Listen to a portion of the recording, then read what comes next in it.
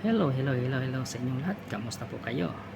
Muling pinaliyap ni Jesus ang ating puso para sa muling pag-umasa. Nang makilala nila si Lord Jesus, nag-aapoy muli ang kanilang puso.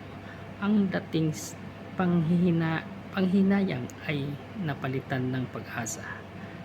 Ang taong nakakasumpong kay Lord Jesus Christ ay muling nagkakaroon ng apoy sa puso kapag ramdam natin ang malamig na ang ating pananampalataya. Lumapit lang tayo kay Lord Jesus. Siya ang magpapaliyab muli sa ating puso. Ano ang sabi niya dito sa Luke chapter 24 verse 32? Hindi ba't nag-aalab ang ating puso habang tayo'y kinakausap niya sa daan ay ipinapaliwanag niya ang mga kasulatan? Ayan. Glory to God. Salamat sa iyong panonood.